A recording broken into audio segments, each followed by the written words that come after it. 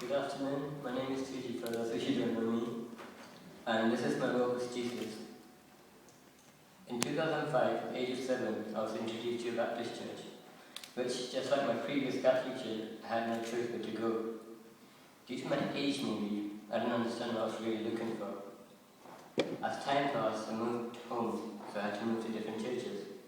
Still, I had no idea what I was really looking for, and it became a routine every Sunday. I'd be dragged to church, wake up every Sunday and just go to church. Eventually I learned to pray. I felt like talking to no one, and time went on. Summer became autumn and autumn became winter. Yet I didn't even know what I was looking for. 2007, something really changed. I was to move from Sri Lanka to England, a new country. My grandma wasn't there, so that meant there wasn't anyone to force me to read the Bible or to pray. So I stopped reading the Bible and stopped praying. Deep down I knew I was running away, and somewhere in my mind I knew that God existed, but I didn't have death nor the living hope. Yet I had faith, which was no bigger than a grain of sand. Looking back, I knew it was better than nothing, because without that hope I wouldn't be standing there right now. I even used to listen to Christian music, but the reason for that was I used to like the music, but now I listen to it because I like the lyrics of the songs. Eventually, my uncle took me back to church in England, and this time I didn't want to go either, but I had to go. I went again, sang the same songs, I read the Bible, heard the same message, yet felt the same. I literally gave up by not knowing any of the answers I had to know. In 2011, I moved home again from England to Scotland, a timeline that made it inevitable for me to get to know my Father God. At school, start of second year, I was failing all my subjects due to missing previous 8 years of Scottish education. Yet I found the interest in RE when studying morality and Christianity. Even though I was failing school, I became number one student in my RE class, and as 3 I decided to take RMPS, which stands for Religious, Moral and Philosophical Education, where I learned different ways to prove that God existed and the weakness to these arguments. I studied arguments like cosmological, theological, ontological, anthropic principle, and creation story. Amazingly, all pointed toward God. And cosmological arguments said that everything has to have a first cause, and so does the universe. If you go back to the beginning, the creator must be God, because he's omnipotent being, because he's all powerful. Also, as humans, we are contingent beings, and therefore we rely on our parents and they rely on theirs. It goes all the way back to Adam and Eve, to the fall. Theological argument shows that everything is designed, because if you find a pocket watch and open its back, it's complicated. So does our universe. We have an ecosystem that is beyond our understanding, and if you look at our eyes, it's the most complicated object in humans, because eyes contain the lens that collects light and focuses into a retina, which is made out of billions of light-sensitive cells. Basically, we are biological robots. Anthropic principle is my favorite argument because it shows that every physics law in the universe is so accurate to the atomic level that even if it was different by a little bit, we wouldn't exist. For example, if the sun was too hot, we would burn out, but if it was not hot enough, we would freeze. Also, for our gravitational field strength is 9.8 newtons, but if it was less even by 0.01 newtons, we would have fallen off the orbit of the sun. Yet if it was too strong, we would have been too close to the sun. So at every angle it pointed towards God. But as for our human nature, I was still too blind to accept the truth because I was focusing on the weakness of these arguments. 2012 April, as a last minute decision, I went on the walk, and I met Peter, one of the guys from the university who told me the word of Christ, alongside with John B. And I found the answers to lots of unanswered questions. From there, I was still unclear. It was as if I had all the answers, but I still didn't want to accept the gospel because of the doubts I had about our creation. The walk ended and I went home. Times got harder and harder. I was not doing good in my exams, but I never blamed God for it fully. But there was a little bit of me asking, what was God doing?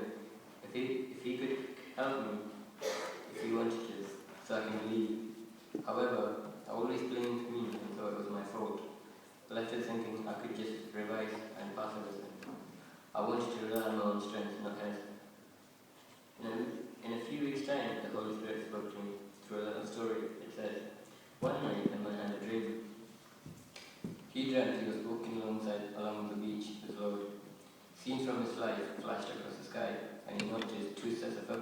sand.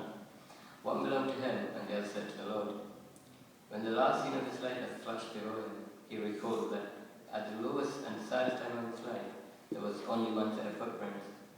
Dismayed, he asked, Lord, you said that once I decided to follow you, you would walk with me all the way. I don't understand why, when I needed you the most, you would leave me. The Lord replied, my precious child, I love you, and I would never leave you. During your times of trial and suffering, when you saw only one set of footprints, that was when I carried you.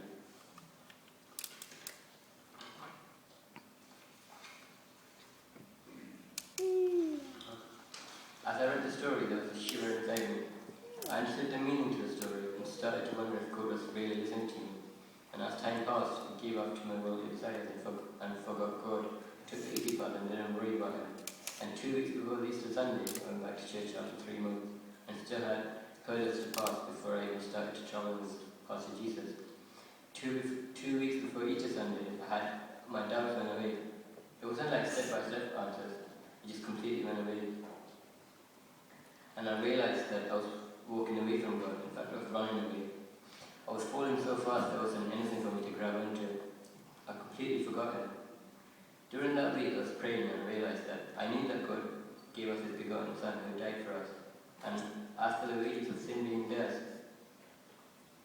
but He defeated death and rose from it in 3 days, which alone was an important event that took place for us to believe in Christ. Also, I understood the price Jesus paid for us so we could be accepted into His inheritance, so His Father could take us into His family. I went to the Easter service and for some reason I felt lighter and my head seemed to be clear. I went into work again last month, again as a last minute decision.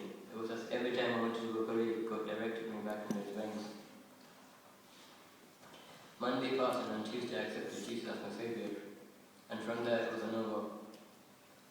On the Wednesday night I had a special war going inside me and I prayed and eventually got better. There were lessons I learned since I became a Christian. I learned that as Christians the war rages against us by the enemy who is there only to steal, kill and destroy. And God has a plan for my life and so does the enemy. I had to be ready for both. I had to be wise enough to know which one to battle and which one to embrace. The battle is on, but the war will be over when Jesus reigns. The past few weeks have been hard, but I learned to be consistent in my prayers and reading the Bible. The track telling the witness to my friends, but like John 12:40 says, He has blinded their eyes and hardened their heart, lest they see with their eyes and understand with their heart, and turn, I will heal them. Therefore I can't bring them to salvation, only He can by their repentance to the Father. Last week, an enemy did steal my peace and with doubts and questions, and he cuts in my face. As human, we learn one thing from our past, and that is that first casualty of war is the truth, and our enemy will attack me for the truth and test my faith. For example, 2 nights ago, Satan challenged me and asked me, if God is there, why is He letting innocent children suffer? It wasn't a new question. I was thinking about it even before I became a Christian. Through prayer and with the help of other church members, I realized that suffering wasn't God's fault. God created everything and He thought that it was good. Adam and Eve came along and they fell, disobeying God's direct command.